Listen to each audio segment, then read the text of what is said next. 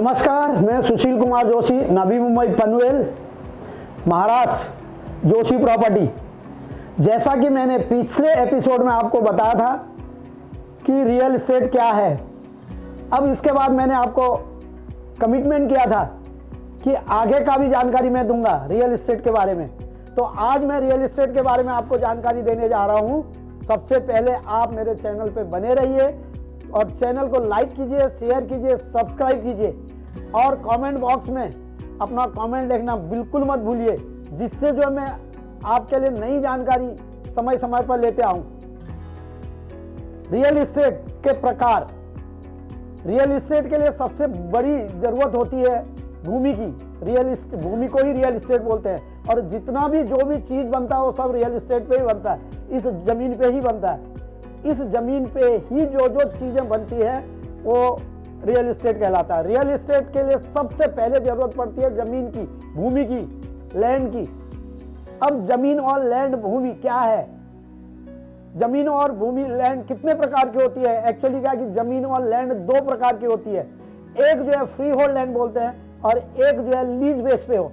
अब free hold land में और लीज बेसिस में अंतर क्या है, मेन चीज क्या है, उसमें किसका अधिकार है कौन सी वाली जमीन पर, यह मैं आपको बताना चाह रहा हूं कि फ्री होल्ड लैंड का मतलब होता है कि ओनली भारत सरकार या गवर्नमेंट उसकी मालिक होती है। फ्री होल्ड लैंड में के मालिक जो है हम होते हैं और उसमें आप कोई भी काम करना बहुत आसानी होता है। और फ्री होल्ड लैंड के बाद जो है लीज बेसिस जमीन होती है। लीज बेसिस जमीन किसको बोलते हैं? लीज बेस जमीन वो है जिस जमीन को हमें भाड़े पे दी हुई है। भाड़े पे दी है तो इसका भाड़े का मतलब क्या होता है कि जो भारत सरकार ने या महाराष्ट्र गवर्नमेंट ने, जगह जगह की जितने भी गवर्नमेंट ने, उन गवर्नमेंट ने ये शहर को बसाने के लिए और इस लैंड का प्रॉपर यूज करने के लिए एक सिस्टम बनाया। वो सिस्टम कौन बनाएगा? सिस्टम बनाने के लिए जो है 2-3 इंटरप्राइजेज बनाए हैं। जैसे महाराष्ट्र में महाड़ा है और दूसरा जो है कि सिडको है। ऐसे दिल्ली में जाओगे तो डीडीए है और दूसरी जगह जाओगे तो और इस तरह की जो प्राधिकरण बनाए हैं। उन प्राधिकरण ही उसको वो करते हैं और वो प्राधिकरण क्या है, उस जमीन को खरीद के अपने पास रखते हैं और खरीद के रखने के बाद वो जो है उसमें कुछ भी जो बनाते हैं उसको लीज पे देते हैं। मतलब जो भी उनको यूजर है उनको लीज पे देते हैं। जैसे घर बनाया, बिल्डिंग बनाई, फ्लैट बनाया, उस लीज पे देते हैं। ये तो हुआ फ्री होल्ड और लीज का। फ्री होल्ड और लीज में अंतर क्या है? फ्री होल्ड लैंड बहुत कॉस्टली होती है लेकिन लीज बेसिस वाली बहुत सस्ती होती है। और फ्री होल्ड लैंड में क्या है कि आप जो है आसानी से लोन ले सकते हैं, मतलब अपने यूज के लिए। लेकिन जो लीज बेसिस वाली जमीन है उस जमीन के लिए आपको हर जगह से परमिशन लेना पड़ेगा। फ्री होल्ड लैंड में बैंक से लोन बहुत जल्दी मिलता है लेकिन लीज बेसिस पे जो है बैंक से लोन मिलने में थोड़ा परेशानी रहती है, क्योंकि उसके लिए 1000 जगह से, मतलब जितने भी कंसर्न अथॉरिटी हैं उनसे परमिशन लेनी पड़ती है। और इसके बाद फ्री होल्ड एंड लीज के बाद मैं आपको बताऊंगा भूमि के प्रकार। भूमि के प्रकार एक तो जमीन जो है, पूरी जितनी भी जमीनें बनी है वो जमीन है कृषि। उस कृषि योग्य भूमि में आप घर नहीं बना सकते, मकान नहीं बना सकते, फैक्ट्री नहीं बना सकते, कुछ भी नहीं बना सकते।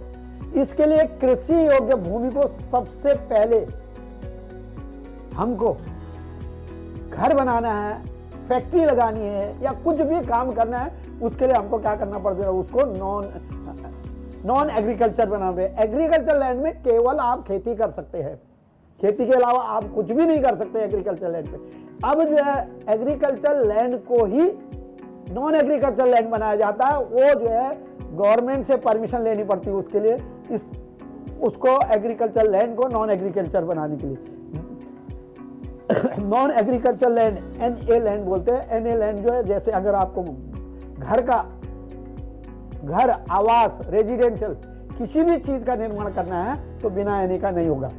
और इसके लिए परमिशन लगती है नगर निगम, नगर निकायों से, ग्राम पंचायत से। ये सब नॉन NA होता है। फिर औद्योगिक है, औद्योगिक NA लैंड। औद्योगिक जिसमें जो है फैक्ट्रियां हैं, गोडाउन है, ये बनाए जा सकते हैं, जिससे जो है फैक्ट्रियां, गोडाउन ये सब चलाए जा सकते हैं। और मिश्रित है, मिक्स मिक्स एनए है। मिक्स एनए का मतलब होता है कि जहां जो है कोई भी चीज का निर्माण कर सकते हैं, जैसे स्कूल, हॉस्पिटल, गोडाउन, इस तरह का जो निर्माण है मिक्स में किया जाता है। अब चलो मैं आपको बताता हूं, सबसे पहले शुरुआत करते हैं आवासीय से। आवासीय, अगर आपको जैसे घर लेना है, बेसिक नीड है, इंसान की नीड जो है बेसिक है। बेसिक नीड जो है केवल घर होता है। सबसे पहले वो वैसे भी बोलते हैं रोटी, कपड़ा और मकान, ये 3 चीज। और ये रोटी, कपड़ा, मकान जो मिलता है हमको किससे मिलता है? लैंड से मिलता है, रियल एस्टेट से मिलता है, जमीन से मिलता है। सब जमीन से पैदा होता है। रोटी, अन्न पैदा होता है। और दूसरा जो है कपड़ा, कपड़े के लिए जो बेसिक चीजें हैं उसकी जरूरत भी हमको जो है जमीन से मिलती है। और मकान, मकान का जो निर्माण होता है, घर का जो निर्माण होता है, वो भी जमीन में होता है। इसका मतलब जो है ये जो है गोल्ड से भी बड़ा है। गोल्ड भी पैदा होता है तो जमीन में पैदा होता है। और ये कृषि योग्य जमीन ही एकमात्र जमीन है। अब जो है आवासीय की बात करेंगे। नंबर 1 आवासीय, रेजिडेंशियल।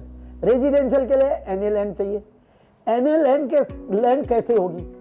उसके लिए जो भी कंसर्न डिपार्टमेंट है उससे एनए का परमिशन लेना पड़ता है, तब आप उसमें जो है घर, बंगलो, महल, कुछ भी निर्माण कर सकते हैं। और एनए का मतलब यह है कि नॉन एग्रीकल्चर, और नॉन एग्रीकल्चर लैंड जो बनती है सब्जेक्ट के आधार पर बनती है। जैसे आपको घर बना दे तो घर के लिए बनेगी। अगर कॉमर्शियल एक्टिविटी करनी है, जैसे आपको दुकान, मकान कुछ और बनाना है कॉमर्शियल, उसकी वजह से उसके लिए होगा, वो एनए जो है कॉमर्शियल एनए बोला जाएगा। और जो है फैक्ट्रियों के लिए अगर होगा तो उसको औद्योगिक एनए। और जो है मिक्स, ये सब चीजों को एक में करने के लिए अगर किया जाएगा तो उसको मिक्स एनए बोलेंगे। ये इस सबको एनए को करने के लिए हमको जो है कंसर्न डिपार्टमेंट से बात करनी पड़ती है, कंसर्न डिपार्टमेंट में कार्रवाई करनी पड़ती है, तभी जाके एनए लैंड बनती है। धन्यवाद। इसके बाद मैं आपको बताने जाऊंगा घर के बारे में। घर क्या है? घर भी बनता है नॉन एनए लैंड में। इसके लिए परमिशन क्या क्या कहाँ से लेनी पड़ती है, मैं एक एक चीज करके आपको समझाऊंगा। घर रेजिडेंशियल जो बनते हैं उसके लिए सर्वप्रथम हमको एनए तो करना ही है।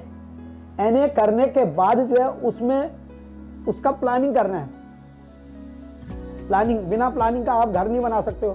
उसके लिए प्लानिंग के लिए आर्किटेक्ट चाहिए, उसके लिए बनाने के लिए कॉन्ट्रैक्टर चाहिए। ये 2 चीजों का सही उपयोग होना बहुत जरूरी है। और तीसरा जाके उस मकान को बनाने के लिए परमिशन चाहिए। वो जो लोकल अथॉरिटी रहती है, जैसे स्टेट गवर्नमेंट का जो है जो भी रहेगा, नगर निगम या जो भी है, उससे हमको परमिशन चाहिए। सबसे पहले बनेगा प्लान, आर्किटेक्ट बनाएगा, उसको आर्किटेक्ट की जरूरत लगेगी। और दूसरा जो है उस जमीन के पेपर देखने हैं, और पेपर के लिए वकील लगेगा, वो पेपर लीगल है कि नहीं है। ये 2 चीज तो बहुत जरूरी है। आर्किटेक्ट आपको बना के देगा प्लान उसका, और जो है जो वकील जो है वो आपको उसका लीगल चेक करेगा। लीगल चेक करने के बाद आपका हो गया, आर्किटेक्ट हो गया, वो हो गया। फिर आप क्या करेंगे कि एक कॉन्ट्रैक्टर को अपॉइंटमेंट करेंगे। कॉन्ट्रैक्टर भी ऐसा होना चाहिए जो जानकार हो, जिसको मालूम है कि मतलब घर बनाने में क्या क्या चीजें लगती है, कैसी लगती है। घर बना कॉन्ट्रैक्टर अपॉइंटमेंट हो जाए। कॉन्ट्रैक्टर अपॉइंटमेंट होने के बाद आपको परमिशन लेनी पड़ती है। सबसे पहले लोकल अथॉरिटी से कंस्ट्रक्शन का परमिशन लेना पड़ता है। कंस्ट्रक्शन का परमिशन लेने के बाद ही आप जो है घर को बना सकते हैं। आज की जानकारी इतनी है। धन्यवाद। लाइक कीजिए, सब्सक्राइब कीजिए, शेयर कीजिए, और आगे के लिए अगर कुछ जानकारी चाहिए तो मेरे कमेंट में लिखिएगा। धन्यवाद। जय हिंद, जय उत्तराखंड, जय महाराष्ट्र।